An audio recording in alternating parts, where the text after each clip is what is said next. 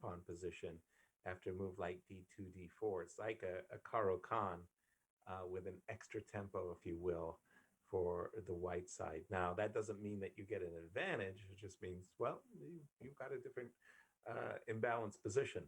Um, Bishop c7 is not a blunder. It doesn't lose a pawn to a double capture because queen d6 will threaten mate on h2.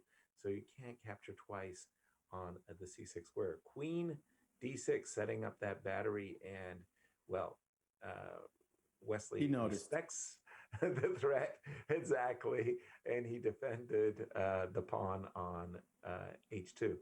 Bishop g4, pinning the knight. Now, it's really common to include the move h3 before playing bishop e2, but Wesley just eschewed that and played rook c1. Knight e4 I can take on e4. Very good.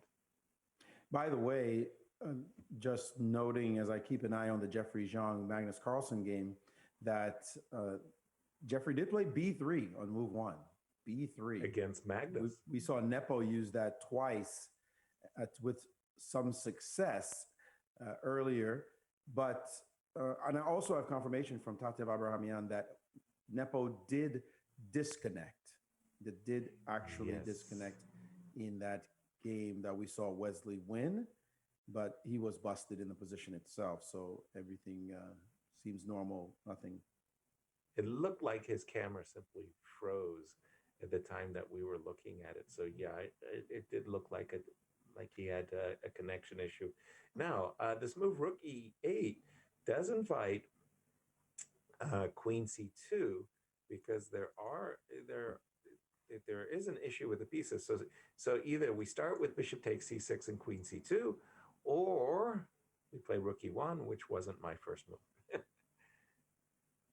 Yeah, we had h3, bishop h5, followed by rook e1. Right. And meanwhile, I agree with Maurice that the b3 game, it's very rich, actually. And I'm kind of excited that Jeffrey ended up playing that as we... Well, I didn't mention it was rich. That I didn't say. This is the kind of position that looks like a reverse French that I'm not a big time fan of as compared to the isolated pawn positions. But when I say rich, I mean like there's a lot that could, no pieces are traded, so there's a lot of potential tension. I do like the choice. I mean, Jeffrey saw that Nepo beat Magnus Carlsen with 1v3, and he earlier had like almost a 30-second advantage on the clock by playing it. But yeah, we can stick with this game because the onus is really on Wesley to win here. Absolutely, and I think in these types of positions, you can take a leaf out of Anatoly Karpov's book and play a move like bishop takes c6 here, b takes c6 again, queen c2. I'm creating a target on the c6 square, angling maybe for queen f5, but more wanting to play queen c2 and c5 would be my approach. Now, Wesley has been doing a very good job on his time management. That's true. Rarely in pressure, is he? Yeah. Knight f1 he played, looking to play knight g3 and block that pin. Not a fan of this move. Yeah, because knight e4. Agreed. That knight e4 is a really nice post up. Knight e4. I mean, I agree with you, Jen, that knight f1, he's preparing knight g3, and knight e4 looks to stop that defensive move. Bishop a5, rook e2, instantly, by the way, not fearing the double pawns of bishop f3. By the way, we should just glance at the Magnus position. It does look as though Magnus early in the game played bishop takes, allowed bishop takes f8 and had his king capture back on f8. Then he played g6 and put his king on g7. It looks like White's game has gone nowhere, like nowhere, while Black is played for h5 and is looking for an attack, and White's king sitting on e1. I'm not sure where it wants to go, but Magnus has a ready-made attack with g5 and g4 if white is not careful. This looks very suspicious for black. Very suspicious. We'll keep our we'll refer to it, but for white, excuse me, my apologies. Yes. For white. Yeah, it's okay. We'll keep our eye on this, but it really looks very good for Magnus as Jeffrey's trying to get some kind of play on the queen side. All right. Meantime, back to this Wesley's game, and Wesley has allowed a capture on f3, and his king side to be open, but he has the two bishops. Is this what is this? I don't know. I think it's good for white. Jury's still out in my estimation. I think it's good for white. I do like white. The two bishops, the G7 the diagonal with the bishop piercing down on G7. Mainly, I just don't see how you get any play as black. What are you supposed to do? Doubled rooks on the C line, the pin on the knight on C6.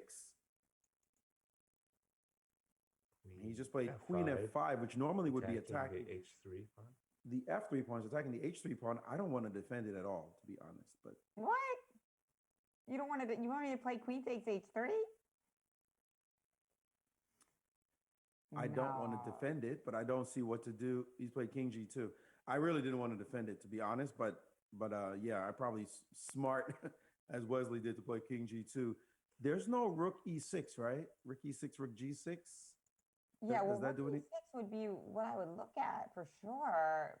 But I guess, how does white defend against that? Rook e6. Well, I have f4. And then, f4 and rook check. I have knight g3 right, just blocking. And that knight is very cool because then I can't play for bishop c7 because your pawn's in the way. That's why you're kicking it off with f4. So what if I go after your, trying to play knight f4 instead and stick my rook on h6? Right. With a check. Another idea for white is to play bishop d3 immediately. Not sure. Rook e6 on the board. Right. Man, Wesley has got to. This is not what Wesley really wanted, even though he wanted a double-edged position, but not one where his king is necessarily exposed. Floating, yeah. f4. So my rook h6, you can just play queen g4. I mean, queen, not or queen f3, not queen g4 because there would be rook g6. Excuse me, queen f3. So good point.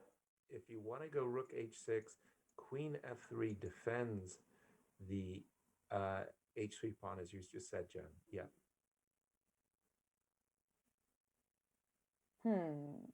What a sharp, crazy position. But Levon under a minute. Time is Levon, and he decides to play the check.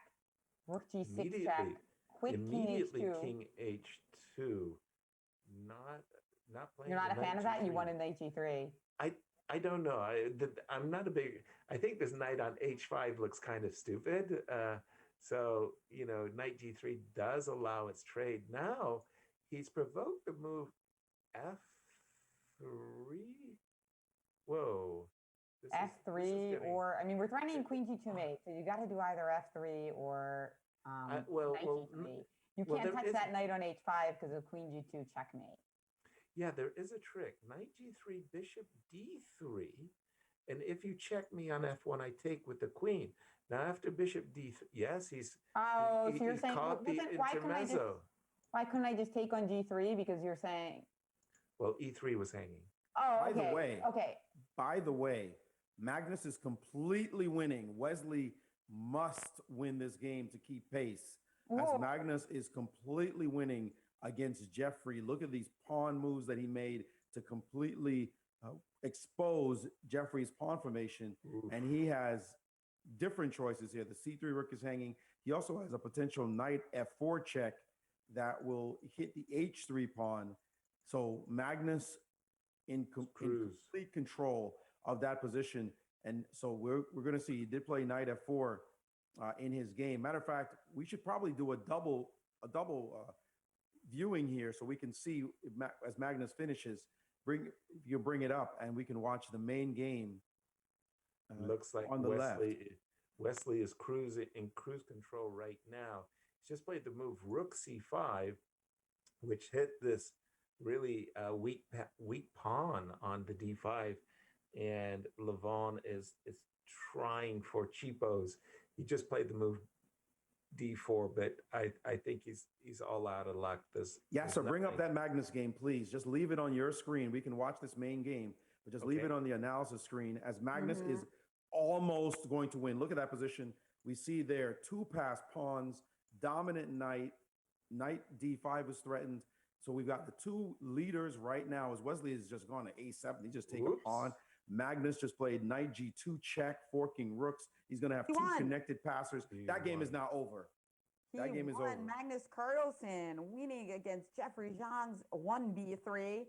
Meanwhile, Levon with only 7 seconds left now, and he's down 2 pawns. Yeah, and again, Wesley in cruise control here, as no, everything's just gone perfectly. This is like insanely good for White. And there it is. You see Levon shaking his head. He hasn't given up yet, but he's not pleased with how this turned out. Exactly. Well, you get to go rook c7 and bishop d4, and your bishop is going to be absolutely fabulous on this d4 square. And here you get to go h5 and e4 and e5. It's all one-way traffic for White. Wesley showing when he needed to win, he's winning. Yeah, it's amazing, right? When somehow he forces himself to play hard, he's formidable. It's kind of like the procrastination. It's like, I don't need to do this homework now. I don't need to write this paper. But then when it's like, you need to, or you're not going to pass, you're not going to win this tournament. It's like, wait a second. You're out of here, right? Yeah. I'm getting an A. Yeah, exactly. Now, the other thing Wesley can do is go rook a7, a5, a6. Yeah, that looks like fun. I don't like this construction that the bishop could be potentially passive, left behind. Okay, so he did it a different way. He went rook d7, bishop a5, rook here, and he managed to engineer a trade. Oh, rook b5. Rook b5. Oh, that was terrible. Bishop b6 was okay. That was a howler. Over. Game over. Yeah. And now, yeah. Bishop d4 is easy, and you just facing. Outside pass pawn just matters so much in the end game. Why didn't he play bishop d4? Why did he play e? No idea. Bishop I d4. couldn't held myself back from playing bishop d4. Yeah, both hands, right, Dr. Strangelove. Bishop f8 and e5. Weird. Okay, a little bit strange for me what's going on, but okay, it's still easily winning. e5 and bishop f8 should clinch. Wow, he took so that he can swing his king into h5 or g5. Also easily winning, I must say. Doesn't look attractive though, does it? It doesn't. It's winning, but it feels like right. It's like might something happen along the way. No. The problem is the H pawn. You put your bishop here, you go put your king there. You take this guy, and your H pawn just goes definitely over, straight up the board. And this is a good time to resign. And he has. And look at that. The two leaders both scoring victories. Matching victories, yeah. As we just have one more game to go. And if Magnus wins again, he clinches this title. If he draws, he clinches a tie for first.